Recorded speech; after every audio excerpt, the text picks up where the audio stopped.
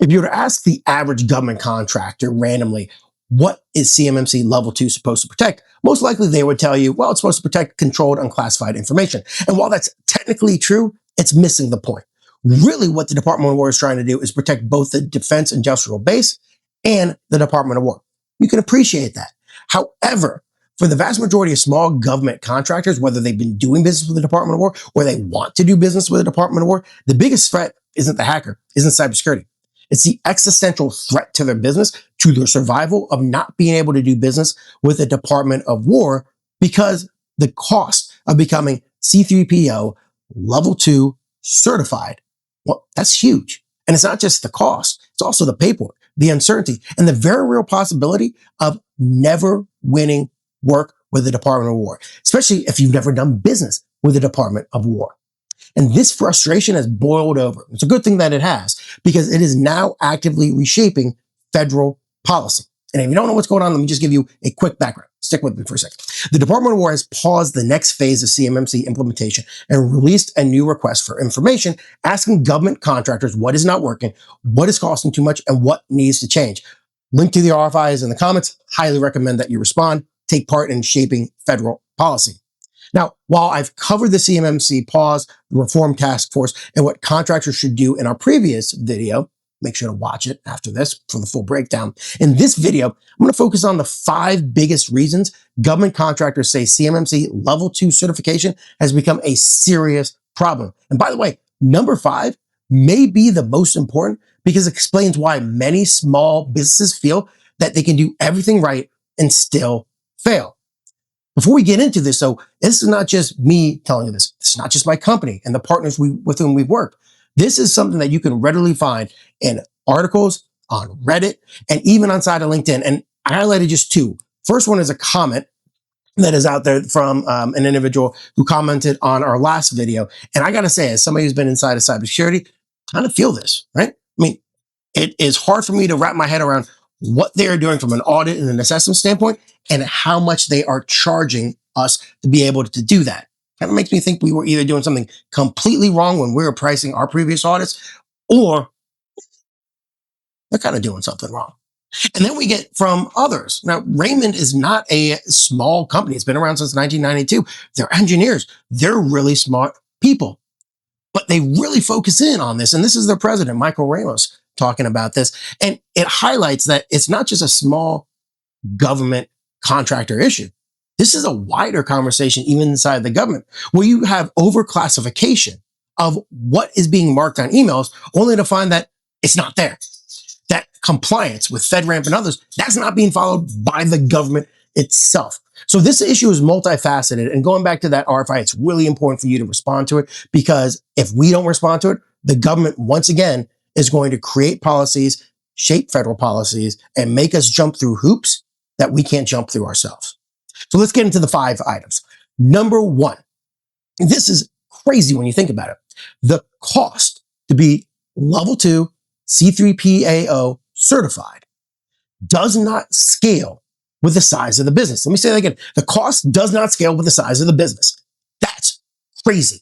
A 5-person engineering company and a 500-person defense contractor may have very different budgets, revenues, and technical environments, but both still have to address the same NIST SP 800-171 requirements and prove that those requirements are operating correctly.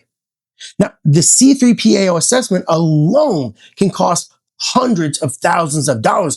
DOW's own estimate over 3 years is that this is a $104,000 investment by small businesses.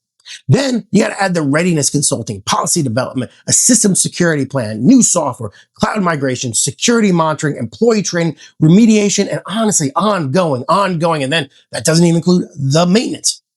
For some small contractors, this is adding up to an amount of money that they cannot afford to put out. Even if they've securely done work with the Department of War, their CPARs are perfect, this is a problem. And the biggest one too is they may have to spend all this money before they know whether or not they will ever win a contract with DOW, the Department of War. And so this is not just a cybersecurity expense for them. This is a very expensive permission slip to compete and win money from the Department of War. Let's get into number 2. Providing compliance and proving it can be harder than implementing security. Most contractors are not arguing against multi-factor authentication, endpoint protection, backups, patching, access control, security and monitoring, the things that we all agree need to occur. Those controls make sense. The frustration is around proving every requirement through screenshots, policies, procedures, logs, diagrams, asset inventories, training records, tickets, interviews. Once again, it keeps on going on and on and on and on. And the evidence cannot simply show that the control existed once. It must show that the control is current, consistent, and operating over time. For a small business without a dedicated compliance team, evidence management can become a full-time job. And at some point, contractors begin asking themselves whether CMMC is measuring cybersecurity or measuring who has the best organized folder structure. Number 3, the government and prime contractors do not always clearly identify CUI. Talked a little bit about this, right? This comes down to controlled unclassified information is determining the CMMC scope. And contractors often say they are not clearly told what information will be CUI, when they will receive it, how it will be transmitted, or which employees will need access. This creates a major business problem. If you cannot identify the CUI, you cannot accurately identify the systems, users, vendors, and locations that need to be included in your CMMC assessment. So companies are either building a large and expensive environment they may not need, or they're building a small enclave that becomes too restrictive when the business grows. It's difficult to build the right security boundary when nobody can clearly tell you where that boundary begins and where it should end. Number 4, CMMC scope expands much faster than expected. This was one of those interesting points that came out over and over again on Reddit. The contractor may start by thinking only 3 employees handle CUI, so only 3 computers are in scope. Then the scope starts growing. Email, cloud storage, backups, network equipment, security tools, remote employees, managed service providers, IT administrators, facilities. It's a lot. I'm just stopping right there. And suddenly, by the way, you think about that and it keeps on going. That 3-computer environment has invited the entire technology stack into the assessment. Scope reduction, well, that can save money, but tightly controlled enclaves can also make collaboration growth in normal business operations much harder. We're talking about the normal business operations that support the success of the department over itself.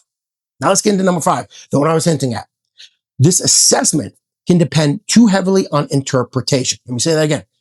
One of the big items that kept on coming over and over and over again is the assessment can depend too heavily on interpretation. And this is the concern that keeps many contractors awake at night. A consultant recommends one approach. The managed service provider recommends another. Then the C3PAO assessor arrives and interprets requirement differently from both of them. Contractors report differences in evidence expectations, sampling, cloud services, external service providers, inherited controls, security protection assets, and what qualifies as sufficient implementation. This is over and beyond the kind of normal give and take that happens with audits and assessments and approvers. So a company can spend a month preparing, believe it's ready, and still discover that the finish line that they were going for has moved. Nothing, by the way, builds confidence in a compliance program, quite like hearing it depends on the assessor.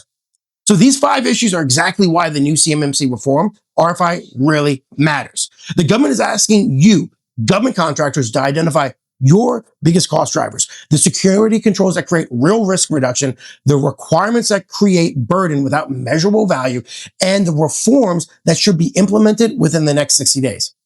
Government contractors, you need to respond. But don't just say CMMC costs too much and leave it at that. Explain what cost. Explain the causes. Explain what security improvements are actually produced. Are we just doing an assessment due to assessment, or are we actually securing environments? And explain what requirement created those burdens. Before you do anything else, also, recommend a specific alternative that protects federal data without pushing small businesses out of the defense industrial base. Because if small contractors do not respond, CMMC reform is going to move forward regardless. It's simply only going to be shaped by the organization that put out the first policy that they're now trying to reform because it was so problematic. So you got to respond.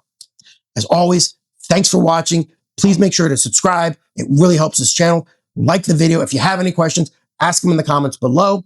Thoughts, put them in the comments below. We try to respond to every single comment as they come in. As always, thanks for watching.